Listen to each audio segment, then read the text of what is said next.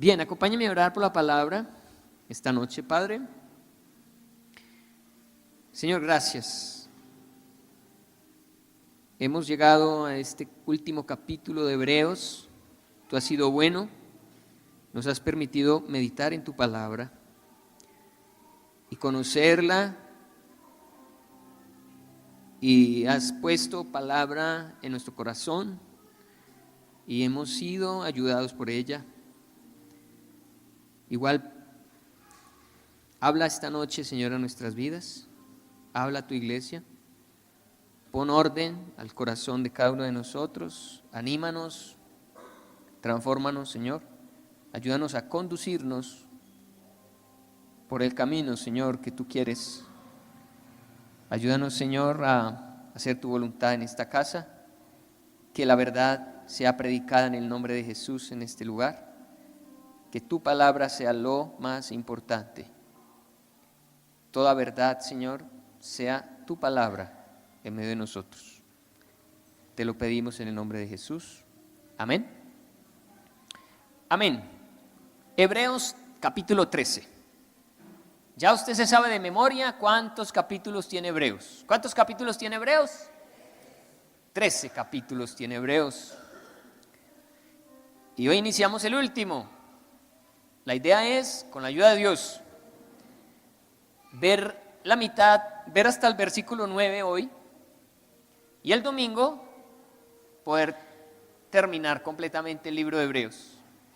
Para iniciar el libro de Primera de Corintios, nos vamos a zambullir, ¿cierto?, en el libro de Primera de Corintios, en la carta del apóstol Pablo a los Corintios.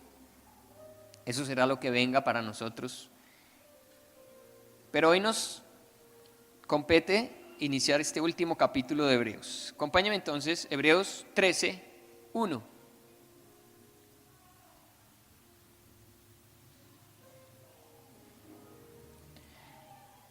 Dice la palabra.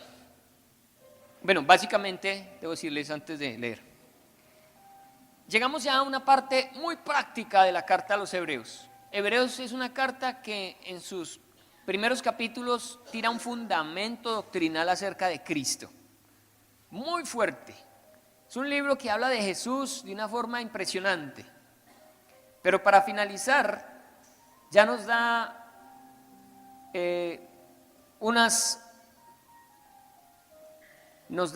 unos direccionamientos muy prácticos de cómo debe ser la vida de un cristiano. Y vamos a iniciar. Dice 13:1, permanezca el amor fraternal. Bien, ¿qué es eso? ¿Qué es el amor fraternal? La iglesia, que es cada uno de nosotros. Por favor, mire a la persona que tiene a su lado, mírela bien, detállela bien. Mire al de la izquierda, mire al de la derecha. No le dé pena, mírelo. Al que tiene atrás, mire al que tiene atrás.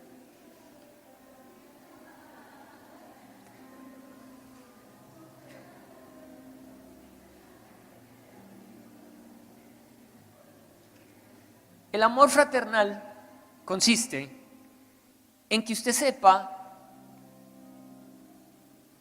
de qué manera práctica usted puede demostrarle que ama a esa persona. Mírelo otra vez, porque hay un compromiso de amor fraternal entre nosotros. La Biblia no dice que nos amemos de palabra. Hermano, te amo en el amor del Señor. El Señor te bendiga. Ve con Dios. El amor del que habla la Biblia, el amor fraternal es, hermano, me di cuenta que no tienes para el pasaje. O hermano, sé que tienes esta necesidad. O cuenta con que voy a estar orando por ti. O te voy a acompañar a hacer esa vuelta. O yo le caigo para que saquemos agua del apartamento que se le inundó. O tranquilo que yo lo ayudo a hacer el trasteo, o tranquila mija que yo voy y le hago el caldo de gallina para que cumpla la dieta. Todas esas cosas que uno ve en la familia carnal nuestra, ¿cierto? Hay gente que dice, no, mi familia no sirve para tacos, yo no cuento con nadie. Hay gente así, hay gente que no tiene familia terrenal, humana, carnal, de sangre. Hay otros que dicen, no, la familia, no, si no hubiera sido por la familia, si no hubiera sido por el apoyo de mi tía, de mi abuelo, ¿no? Pero la idea es que según la palabra, nosotros aquí somos una familia, somos la familia de Dios. Y así usted haya tenido una mala experiencia con su familia carnal, la experiencia con la iglesia debe ser diferente. Usted debería contar con el que tiene a su lado. Entonces dígale al que tiene al lado, dígale, cuenta conmigo. Dígale, cuenta conmigo, sobre todo cuando te paguen la quincena, cuenta conmigo. Contamos juntos esa quincena.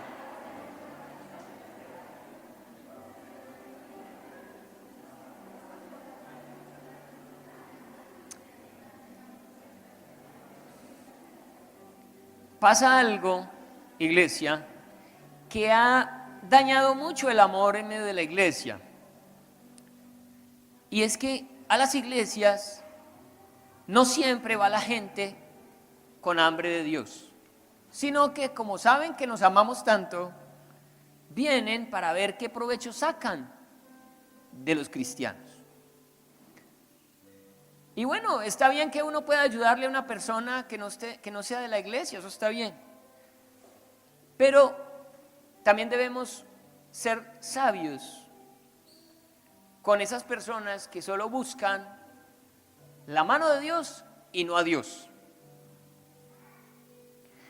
Y nos hemos dado cuenta que esas personas entran no solo para obtener un favor económico, sino que incluso cuando entran para hablar cosas que infectan la salud de la iglesia.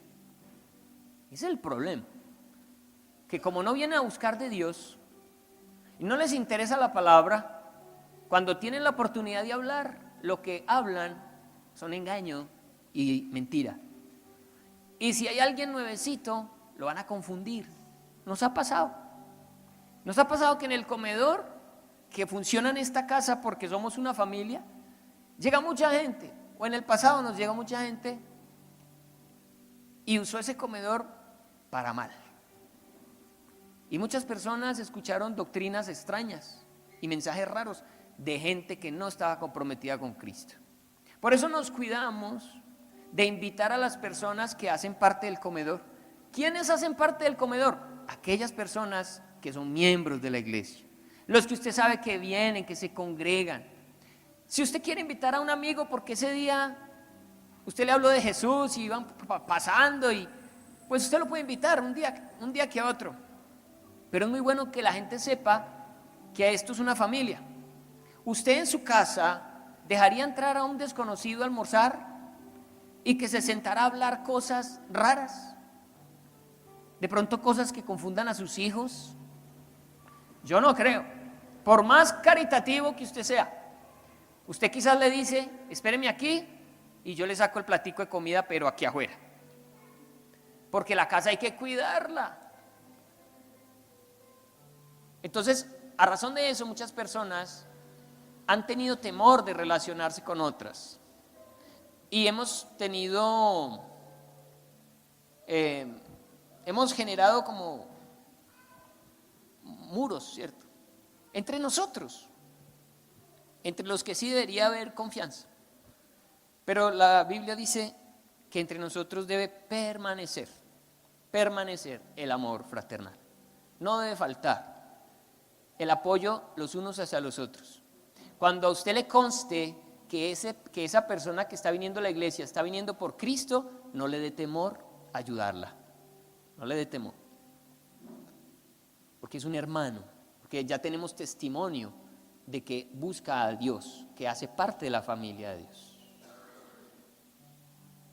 Luego dice el versículo 2, no os olvidéis de la hospitalidad, porque por ella algunos sin saberlo hospedaron ángeles. Resulta que en este tiempo iban y venían por todas partes hombres llevando el mensaje del evangelio. Eran misioneros, predicadores itinerantes, iban de una ciudad a otra y necesitaban que alguien de la iglesia donde iban los albergara esa noche. Se sabía que los lugares que daban posada en ese tiempo o eran muy costosos o eran lugares de mala muerte. Entonces, un misionero, un predicador, para llegar a un sitio de esos, uno, o no tenía dinero para quedarse. Dos, ¿qué se va a quedar en un sitio de esos? Cuando alguien de la iglesia podía albergarlo para que se quedara allí y predicara el evangelio. A eso se refiere también ese texto. De que los hermanos pudieran hospedar a otras personas. Y dice que sin saberlo algunos hospedaron ángeles y nos habla acerca de dos personas, Abraham y Lot. Abraham recibió la visita del Señor y de dos ángeles. Eran 3 hombres, varones. Y es tremendo porque Abraham los ve, los hace sentar en la sombra de un árbol, va y prepara un corderito, prepara pan, leche, hizo una comida tremenda para estos hombres, los hospedó de una manera generosa. Y uno de ellos era el Señor, los otros 2 eran ángeles. Lo chévere es ver cómo ellos comieron, esos ángeles comieron. Lo que a mí me da a entender que en el cielo vamos a comer.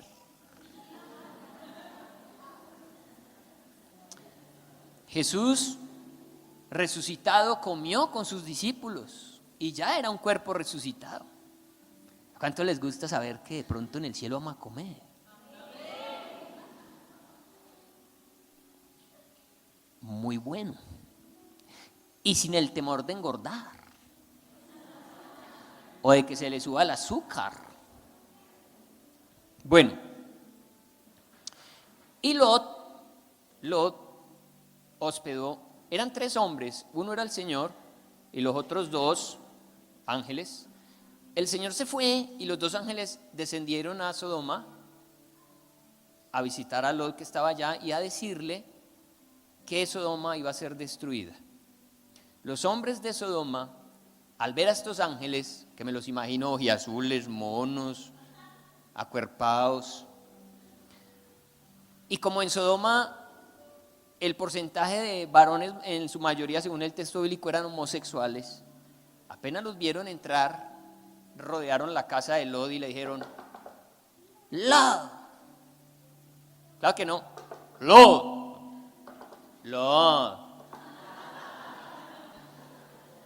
Sáquelos, saque a esos hombres que queremos tener relaciones sexuales con ellos. Y este Lot les dice: venga, mis hijas son vírgenes, les las voy a sacar a las 2 para que hagan con ellas lo que quieran, pero a estos hombres no. Ahí este Lot tan fregado. Pero bueno, lo que les dijeron los hombres de Sodoma fue: o lo saca, o lo que le íbamos a hacer a ellos se lo vamos a hacer a usted peor. Lo amenazaron así. Y dice la Biblia que esos 2 ángeles abrieron la puerta, cogieron a Lot y ¡fam!, lo metieron para adentro y cerraron. Y le dijeron: Lot tiene que salir corriendo de aquí porque Dios va a destruir esta ciudad a causa del pecado que tiene. Y le dijo: y si sus hijas tienen novios, vaya, avísenles para que salven. Y Lot fue y les dijo a los muchachos: muchachos, el Señor va a destruir esto. Y los muchachos le dijeron: ay, usted no está cañando. No le creyeron a Lot. Y Lot agarró con su mujer, sus 2 hijas y se fue. Y los que se quedaron, todos murieron a causa del juicio. Esos fueron los ángeles que sin saberlo hospedaron a Abraham y Lot. 3, acordaos de los presos como si estuvierais presos juntamente con ellos, y de los maltratados como quien también vosotros mismos estáis en el cuerpo. ¿Por qué lo dice? Porque muchos habían sido presos a causa de la persecución que los judíos estaban realizando sobre estos judíos cristianos. Judíos que no eran cristianos perseguían a los cristianos y los metían a las cárceles. Entonces, el escritor de Hebreos les dice, acuérdese de ellos, como si usted estuviera preso. Y quizás muchos de nosotros solo nos imaginemos lo que significa estar preso. Quizás alguien aquí haya estado preso y sabe lo que significa estar preso y lo que significa recibir una visita en la cárcel. Entonces dice, acuérdese de los que están presos, vaya, visítelos, anímelos, comparta con ellos, como si usted estuviera preso. Y los maltratados, porque también los golpeaban, también comparta con ellos, como si lo hubieran maltratado a usted. Dice la Biblia que es mejor estar en el sitio o en el lugar del duelo antes que en la fiesta. Que cuando uno de nosotros está en un hospital, es mejor ir a visitarlo que irse para una fiesta. O cuando un familiar nuestro murió, es mejor estar en el velorio con esa persona y no en una fiesta. Porque cuando la muerte toca, las personas se ponen sensibles y piensan en la vida, o más bien en la muerte. Y hablarles de Cristo en ese momento puede hacer la diferencia para muchos de ellos. Porque es ahí, frente a la muerte, que uno se da cuenta que uno va a morir también y que necesita tomar decisiones en vida, porque después de muerto, amada iglesia, no hay nada que hacer por la persona que murió. No es cierto que orando o rezando por ellos puedan pasar del purgatorio al cielo, porque la Biblia no habla de purgatorio, hay solo cielo e infierno. De manera que el que muere sin Cristo se condena. No hay nada que hacer, así hagan las novenas y los rezos que sean. Por eso a la gente hay que hablarle en vida, llevarlos a conocer a Cristo en vida. Y es en medio del dolor, del maltrato o en una cárcel donde muchos podrán abrir el corazón a Cristo. Versículo 4. Honroso sea en todos el matrimonio y el lecho sin mancilla, pero a los fornicarios y a los adúlteros los juzgará Dios. Y para este tiempo existían dos extremos. Un extremo, la cultura grecorromana permitía en algunas partes de esa cultura que los hombres tuvieran sucursales, tuvieran amantes, les era permitido. Y esas amantes tenían dos trabajos importantes: uno, tener intimidad sexual con el hombre, y dos, ser como su consejera o la persona que le guardaba los secretos. Eso era permitido en algunas partes de la región que ocupaba el Imperio Romano en este momento, pero que la cultura era grecorromana, combinaba partes de la cultura griega con la romana. Y eso podía estar calando en el corazón de muchos de estos hombres, la posibilidad de que yo puedo tener otra mujer aparte de mi mujer. Y había otro extremo, los que predicaban el celibato, los que se oponían al matrimonio porque lo consideraban pecaminoso.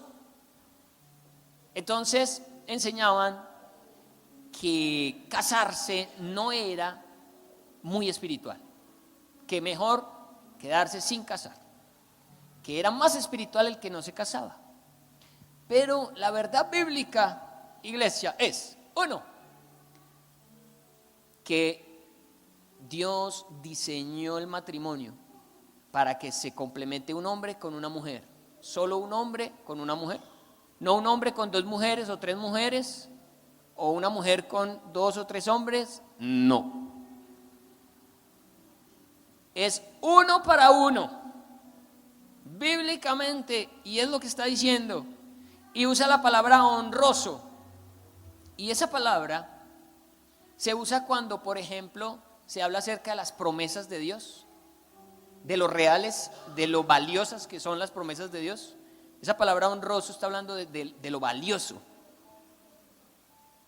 Habla hasta de la sangre de Cristo como algo honroso. Y a ese nivel dice, honroso sea en todos el matrimonio. En medio de la iglesia no está bien hablar mal del matrimonio. Uno lo hace en chiste. En chiste. Pero debemos tener siempre en torno al matrimonio la mejor opinión. La mejor. Porque el matrimonio no fue un invento humano, es divino. Y es honroso. Honroso sean todos el matrimonio y el hecho sin mancilla. Está hablando, es una forma muy poética de decir, teniendo relaciones sexuales santas, puras. Es decir, la esposa con el esposo con la esposa. Pastor, pero usted, estamos en una iglesia cristiana. Sobra decir eso. Amada iglesia, tengo que decirles que la iglesia es un hospital en donde vemos pecados, incluso hasta más severos que los que se ven afuera. Estas palabras no sobran. Estas palabras están vigentes para este tiempo porque hay gente en medio de la iglesia que primero no honra su matrimonio y segundo sostienen relaciones con personas fuera de su matrimonio. Y eso delante de Dios es un grave problema. Y eso para la persona que lo practica es también un grave problema. ¿Por qué dice? Pero a los fornicarios y a los adúlteros los juzgará Dios. La palabra fornicario y la palabra adúltero son diferentes. Fornicar en el griego se pronuncia porneia, como porno. La palabra porno viene de esta palabra griega porneia. ¿Sí? Porneia. Significa toda clase de relaciones sexuales ilegítimas.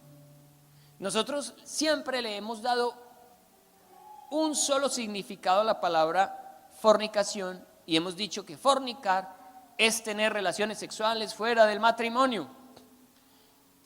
Y eso es verdad. Pero fornicar también es ver pornografía. Fornicar también es la homosexualidad. Es decir, toda actividad, toda clase de relaciones sexuales ilegítimas son fornicación. Básicamente es un término muy amplio cuando se menciona la palabra fornicación. Por eso dice, pero a los fornicarios, otras versiones dice, pero a los que practican relaciones sexuales ilícitas, y a los adúlteros. Y adulterio no es una palabra tan generalizada, esa sí tiene un significado único. En griego es moicheia.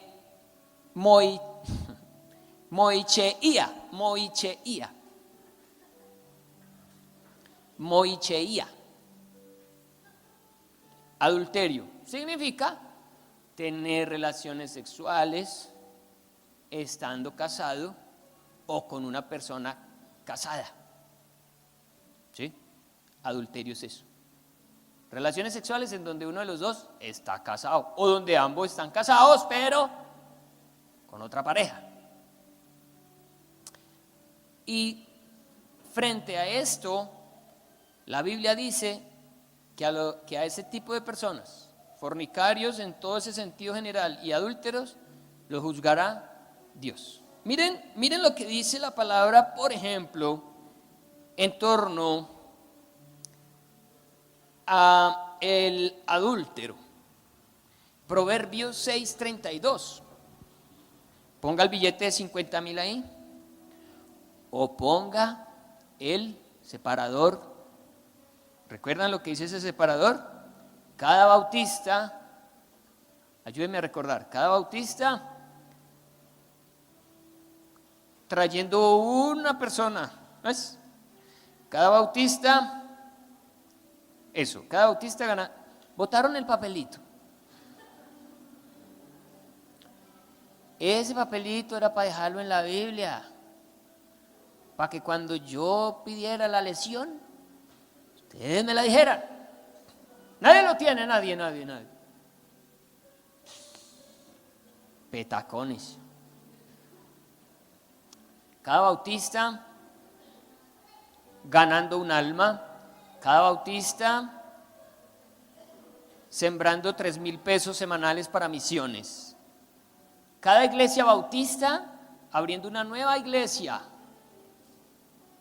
Esa es la visión que tenemos los bautistas en Colombia, que usted se gane este año, que usted se gane a uno, por lo menos a uno para Cristo. Que usted pida el sobrecito de misiones y 3,000 pesitos semanales pueda usted meter ahí. Gracias a Dios, porque ustedes en eso están muy juiciosos. En el sobrecito de misiones hemos estado enviando dinero para las misiones y cada mes aumenta. Los felicito. Eso es bueno, que como iglesia estemos apoyando las misiones, el evangelismo. Bien, entonces ponga el billete de 50,000 pesos porque botó el papelito y acompáñeme a Proverbios 6.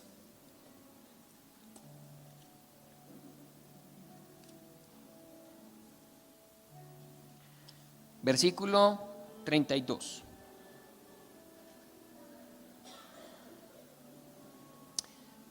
Mas el que comete adulterio es falto de entendimiento, corrompe su alma el que tal hace. Cuando el Señor nos dice no adulteren, Él está dando un consejo realmente. Él no es que sea un Dios que uno diga, ese Dios tan aburridor con lo bueno que yo paso con la moza, hombre.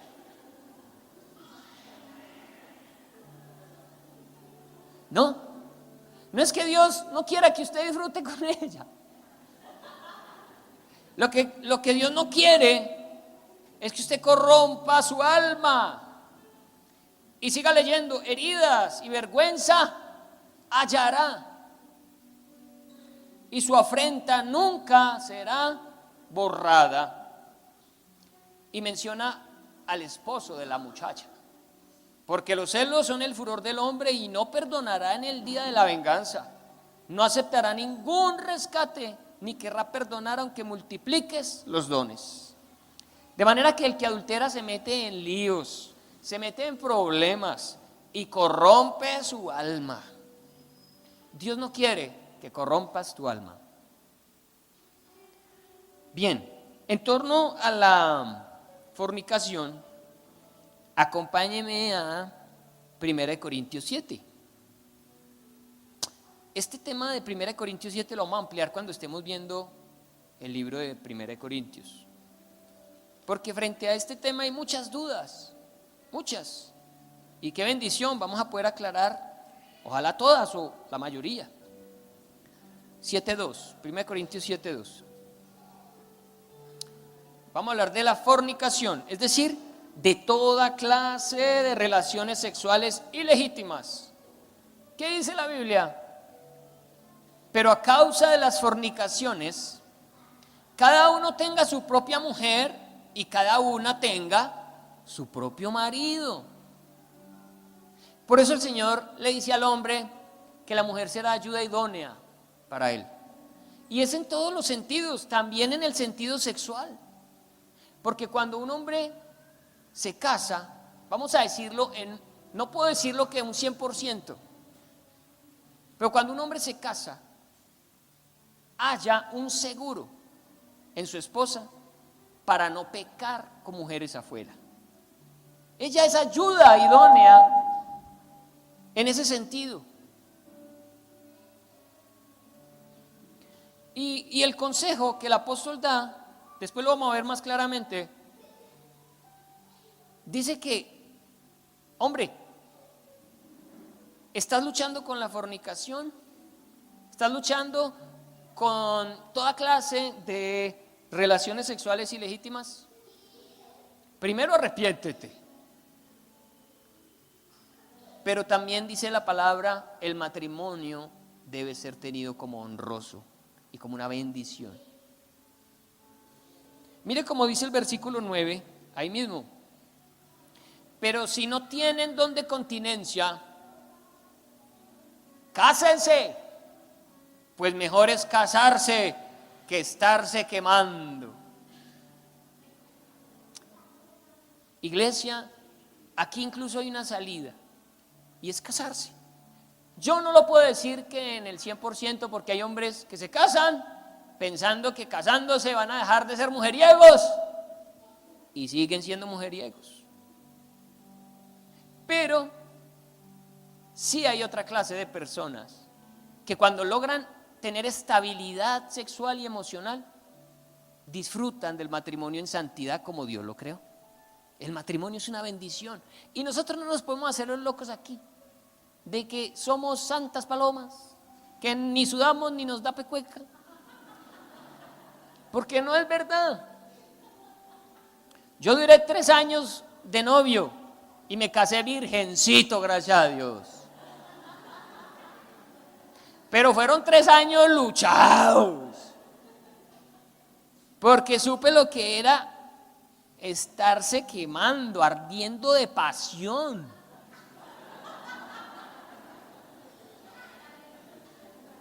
Bendito Dios cuando me casé. Esa noche nos regalaron una noche en el Hotel Carretero y llegamos, 3 años haciendo fuerza para no pecar. Gracias a Dios, que yo puedo testificar eso. Y esa noche cuando por fin la miré y me miró, y entonces, ¿y aquí qué? Oremos. Y oramos, porque no sabíamos cómo arrancar.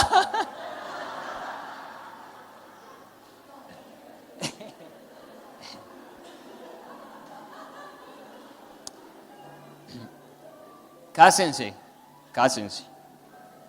Hombre, usted tiene novio, cásese. Tiene novia, cásese. Está viviendo en unión libre, cásese. Es el consejo que da la Biblia. Le tienen miedo al matrimonio, pero prefieren pecar. Prefieren tener relaciones sin casarse. Oh, eso es peor. En todo sea entonces, ¿qué? Honroso, de gran estima el matrimonio. Es una gran bendición estar casado. Y si usted está soltero, empiece a orar por esa persona.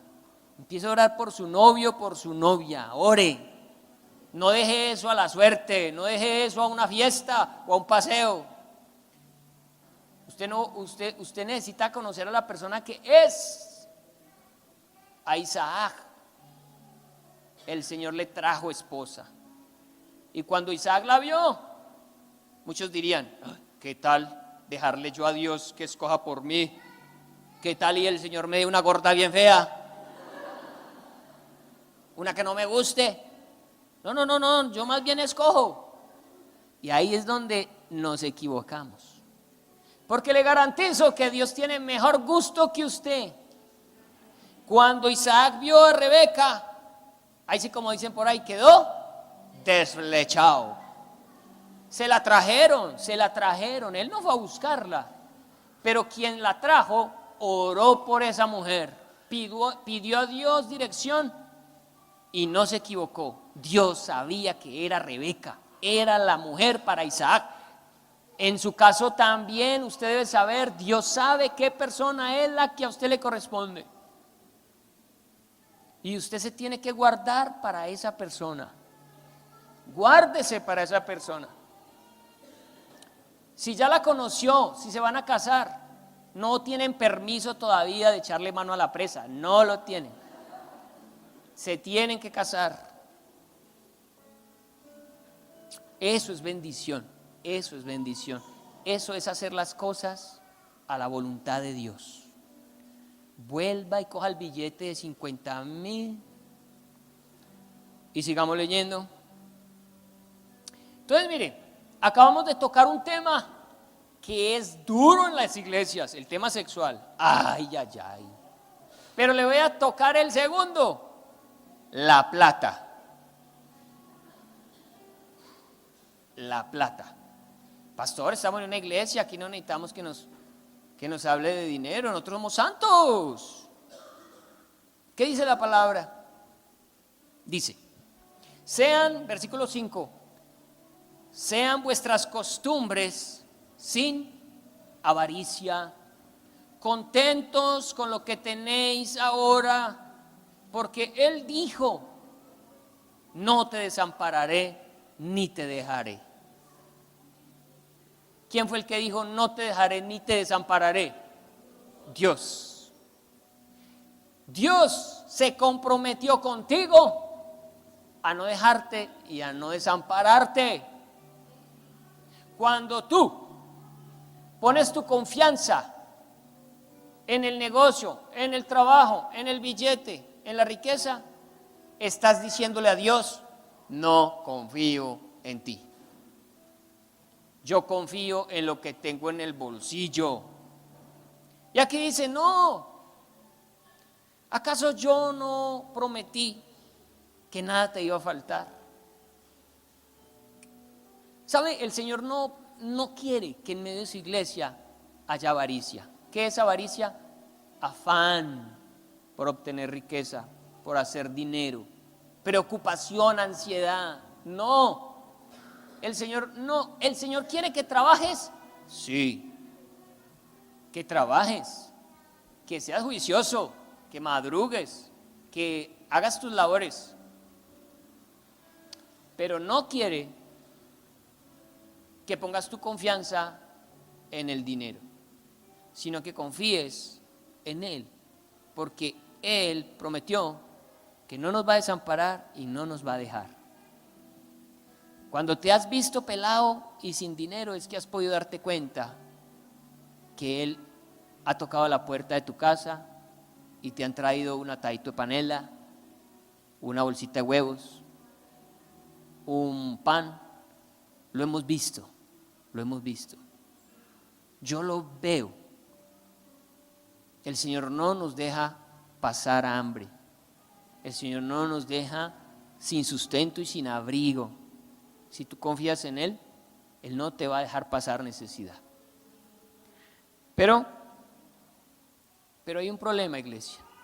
Así como en medio de la iglesia hay tanto pecado sexual, en medio de la iglesia hay mucho pecado por la idolatría y el amor al dinero. Y mire lo que dice Primera de Timoteo 6, versículo 6.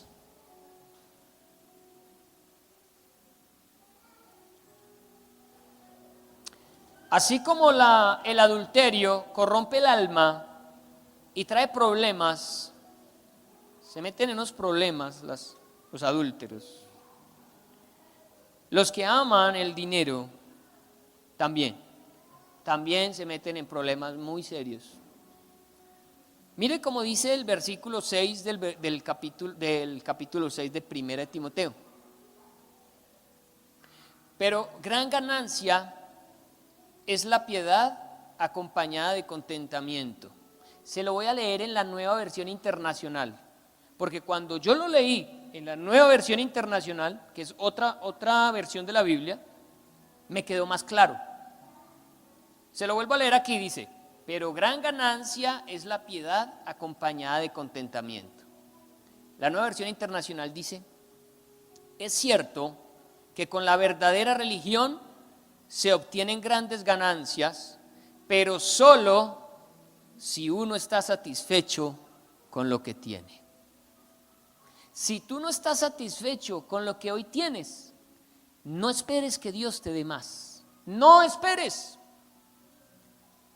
Si tú no estás contento con la casita chiquita donde vives, si tú no le das gracias a Dios, no esperes una casa grande.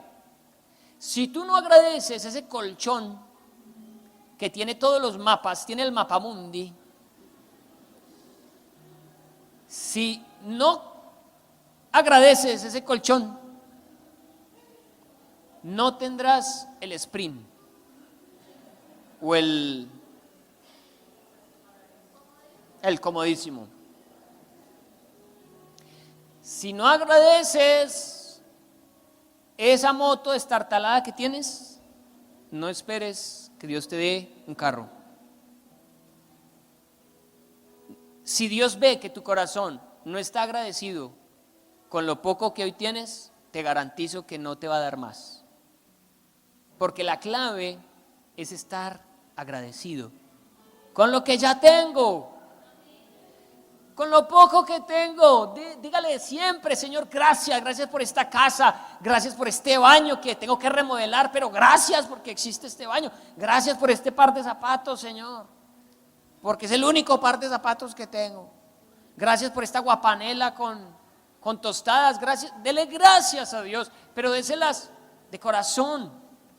Cuando Dios ve un corazón avaro, que nunca se contenta, que siempre dice: pero le sirven una crema de auyama, y dice: pero cómo hubiera sido bueno con papitas en fosforito. Y se la sirven con papitas en fosforito y dice: pero le faltó la crema de leche. Vea, hay gente así. Hay gente que usted le puede dar algo bueno y no se contentan. No, es impresionante. ¿Y sabe qué? Esas personas no reciben nada más de Dios, porque Dios está claramente aquí diciendo que cuando Él ve un corazón que no confía en Él, un corazón que no agradece porque es avaro, se le cierran las puertas. De ahí que muchos cristianos sean tan pobres. No es porque Dios no tenga el poder de prosperarlos, es porque no tienen un corazón agradecido, y es porque son avaros, idolatran el dinero. El cristiano no tiene por qué estar viviendo en torno al dinero. El cristiano vive en torno al Señor, y el dinero, les garantizo, llega. La provisión llega, la bendición llega. El Señor dijo: ocúpense del reino de Dios y su justicia, y yo les añado todo lo demás. Y es impresionante ver cómo Dios le agrega a alguien sin que ese alguien ni siquiera le pida. Pero Dios dice: tome, vea, yo quiero darle. Ay, Señor, gracias. Y hay otros que todo el tiempo están estirando trompa, porque no recibe, porque no tiene, porque no lograron, porque no alcanzaron. Iglesia, es cierto que con la verdadera religión se obtienen grandes ganancias, pero solo si uno está satisfecho con lo que tiene.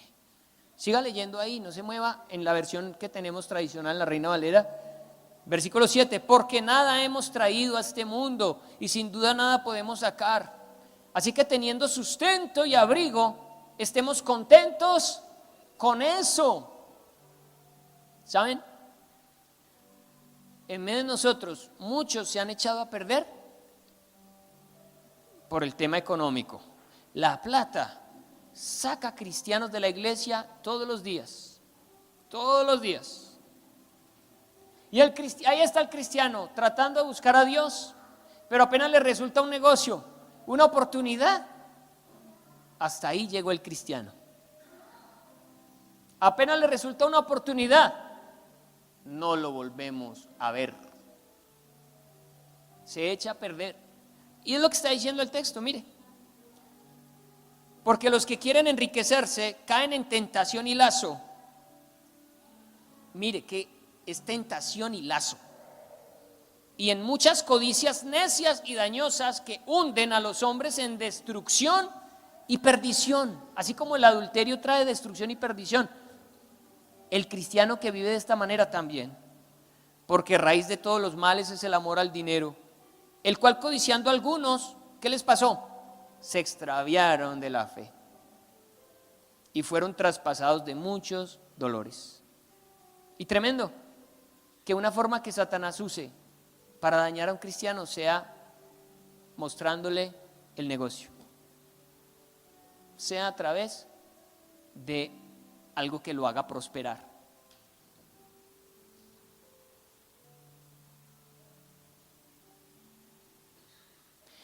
No estoy diciendo que usted sea alguien apocado, que no tenga sueños, que no tenga metas, ¿no? Que no tenga aspiraciones, no es eso, porque tampoco el Señor nos mandó a ser esa clase de gente que no hace nada, que no sueña con nada, que no se esfuerza por nada, no. Es darle el lugar al dinero correcto en nuestras vidas, no que Él nos domine a nosotros. Mientras el cristiano está pobrecito, ahí lo tenemos en la iglesia, orando, ayunando, buscando a Dios. Y apenas llega la bendición, nos vemos que no me acuerdo, que no te volví a ver. Volvamos a Hebreos. Ya para terminar, acordaos de vuestros pastores que os hablaron la palabra de Dios, considerad cuál haya sido el resultado de su conducta e imitad su fe. Jesucristo es el mismo ayer, hoy y por los siglos. ¿Qué quiere decir esto? La iglesia de Hebreos habían tenido pastores, hombres que los guiaron, y por razones seguramente de persecución, quizás esos hombres ya no estaban ahí o murieron. Porque más adelante, péguense un brinquito ahí al versículo 17 y habla de los pastores presentes, actuales. En el 7, acuérdense de los pastores pasados. En el 17, obedezcan a vuestros pastores, hablando de los pastores presentes. Pero ese no es el tema ahorita, sino dice, acordaos de vuestros pastores que os hablaron la palabra de Dios. Y ahí es donde conecta con el versículo 8. Jesucristo es el mismo ayer, hoy y por los siglos. ¿Qué significa esto, iglesia? Que aunque el hombre pasa, ¿cierto? Aunque hoy yo puedo estar aquí, mañana ya no. Hoy me corresponde a mí entregar la palabra de Dios. Quizás en futuro yo no esté. La palabra que yo leo y que yo estoy soltando hoy no es mía, es de Jesucristo. Y esa palabra es la misma ayer, hoy y siempre. Aunque el hombre pase, la palabra no. De ahí que muchos se atreven a cancelar partes de la Biblia porque las habló X o Y. Quizás alguien que usted consideraba que no tenía autoridad para predicar o para enseñar. Entonces usted cancela la palabra, la cancela. Pero ojo, que usted no puede cancelar la palabra de Dios, porque es eterna, porque es la de Dios, porque Dios, Jesús es el mismo ayer, hoy, por siempre. Por eso dice, acuérdense de vuestros pastores que os hablaron la palabra de Dios. Considerad cuál haya sido el resultado de su conducta e imitad su fe. ¿Qué hay que hacer? Imitar la fe. Lo que se imita es la fe. La conducta se puede imitar, pero hay conductas que a veces no. Mientras que la fe sí, la fe siempre hay que imitar. Por eso no dice, imiten la conducta, ¿no? Porque hay conductas buenas y malas. Pero la fe siempre será algo que debemos imitar. Por lo tanto, toda palabra que usted ha escuchado hasta el día de hoy, desde que usted es cristiano, sea quien sea que la haya entregado, es la palabra de Dios. Porque Jesucristo es el mismo ayer, hoy, por siempre. Así que no desestime ningún versículo, ningún texto de la palabra de Dios. Porque no la dijeron los hombres, la dijo Dios. Siempre recuerde eso. Hay textos que usted lee y casi que inconscientemente cancela. Por esas razones, pero no. Es la palabra de Dios.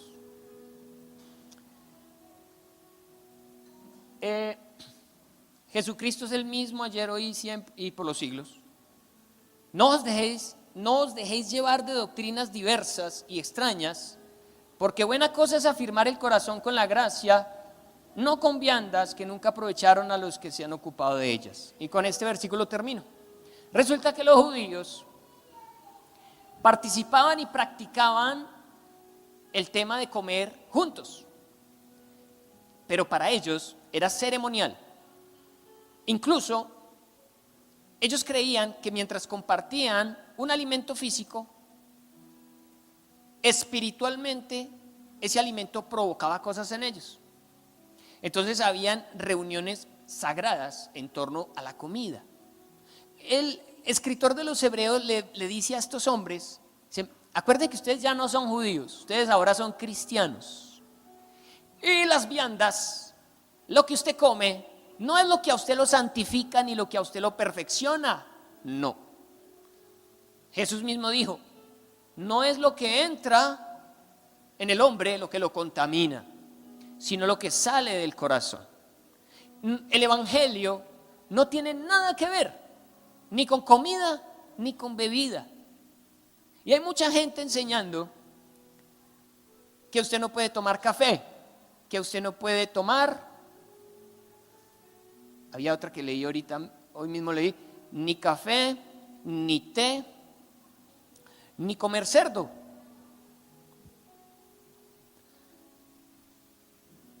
Si usted toma mucho café, eso es malo, seguramente. Si come mucho marrano, eso es malo. Pero iglesia, el evangelio no consiste en tomar café o dejar de tomar café, ni té, ni marrano. El evangelio es justicia y paz en el espíritu y gozo. Es otra cosa. Pero trayendo al presente, a nuestro contexto esto, ya sabemos que el contexto judío creía muchas cosas en torno a la comida y a tener las manos limpias para comer y muchas cosas que ellos consideraban importantes, y Jesús les dijo: eso no es. ¿Cuántas iglesias están enseñando hoy en día esas cosas? No tome tinto, no tome té, no tome Coca-Cola. No. El reino de los cielos no consiste en comida ni en bebida. Pero dice: no os dejéis llevar de doctrinas diversas y extrañas, porque buena cosa es afirmar el corazón con la gracia. Con la gracia se afirma el corazón. Les quiero mostrar una publicación que están dando por internet y que ya también incluso en la calle, en estos días se la entregaron a una hermana aquí en la iglesia, para que supuestamente se evangelice a la gente con esta publicación. Pero cuando uno la lee, uno no ve que eso afirme el corazón con la gracia. Estas mismas personas que sacaron esta información, yo los investigué, un pastor chileno, pentecostal trinitario. Ellos, por ejemplo, dicen que no se puede tomar café, que no se puede tomar té, que no se puede comer marrano. ¿Sí? Dicen que las mujeres tienen que usar falda. Pero miren lo que publican. ¿Lo tenemos ahí? ¿No había uno a color?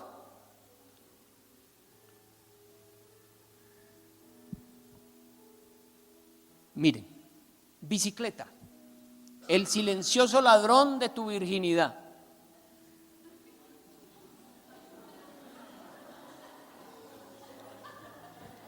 Y usan un texto bíblico. Y Adán no fue engañado, sino la mujer, siendo engañada, incurrió en transgresión. Pero se salvará engendrando hijos si permaneciere en fe, amor y santificación con modestia. Primera de Timoteo 2, 14, 15. Y dice: la bicicleta no es un vehículo bíblico. Yo utilizo solo medios de transporte que no afecten mi virginidad ni mi relación con Dios. Iglesia Pentecostal Renacimiento. Y creo que está por el otro lado. Lo que dice por el otro lado.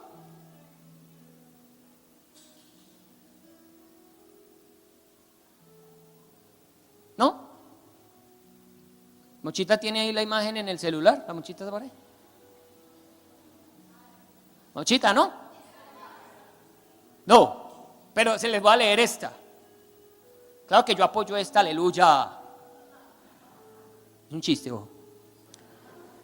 ¿Sabías que la cocina es el lugar natural donde la mujer amansa su espíritu rebelde y se reconcilia con Dios? ¿Cuántos varones dicen amén? Y dijo Jehová Dios, no es bueno que el hombre esté solo, le haré ayuda idónea para él. Dice, yo entiendo y me reconcilio con la palabra de Dios. Iglesia Pentecostal Renacimiento, más cerca de Cristo. Pero hay otra de la bicicleta por el otro lado que no, dice unas cosas. Miren, yo le pregunté a la pastora Karen, que es médica, pastora Karen, ¿una bicicleta le puede quitar la virginidad a una mujer? Ella me dice, no, para nada. Para las que no saben, la virginidad se quita con otra cosa. Es con otra cosa, no con la bicicleta. Pero yo le pregunto a usted,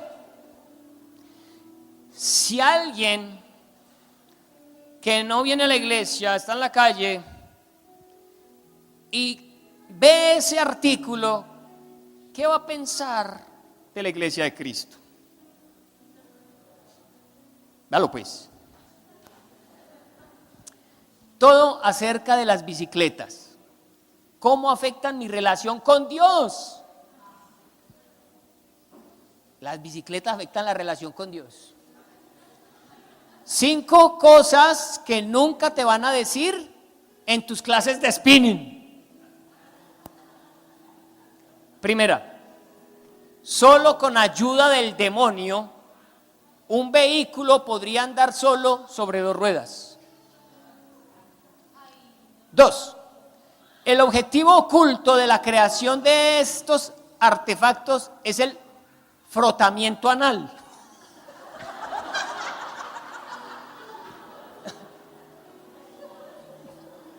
3, quienes lo utilizan pueden padecer de flacidez en el esfínter.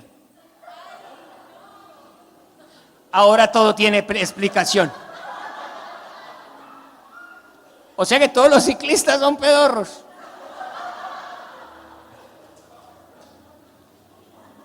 Mire, ves, quienes lo utilizan pueden padecer de flacidez en el esfínter.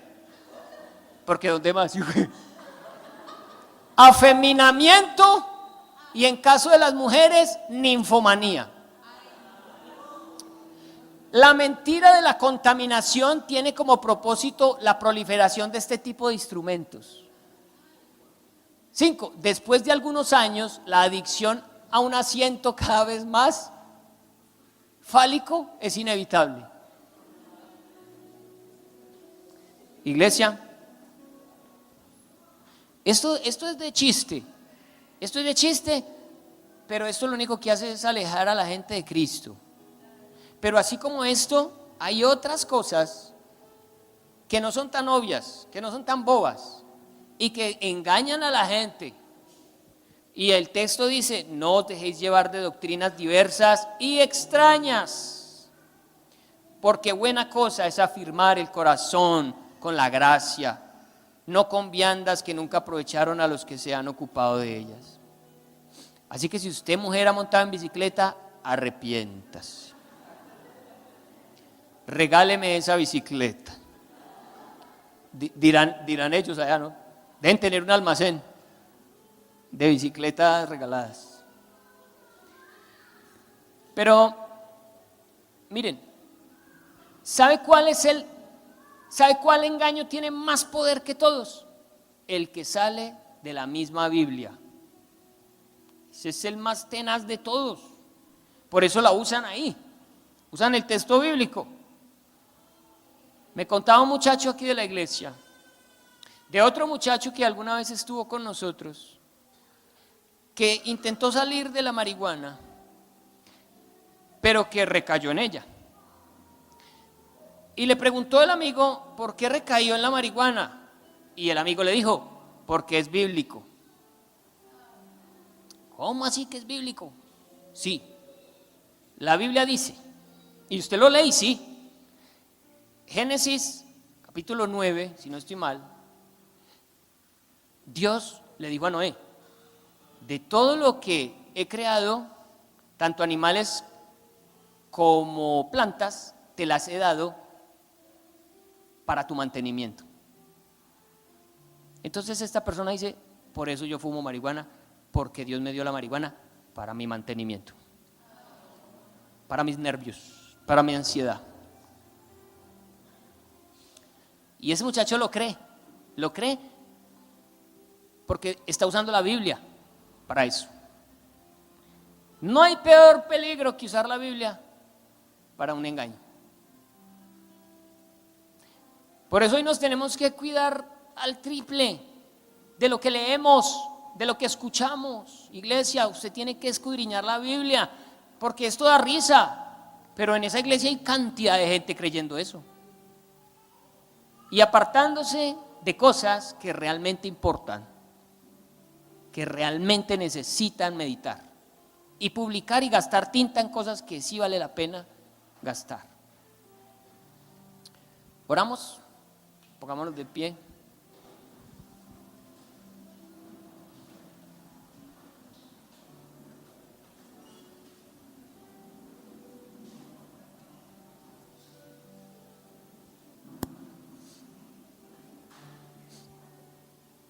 Mire, así sea que hayan sacado eso por chiste, en serio, ¿cuántas personas leen eso y dicen, yo jamás voy a ir a una iglesia cristiana? Eso es lo que creen los cristianos, están locos. En vez de estar arrimando a la gente a Cristo, lo están alejando.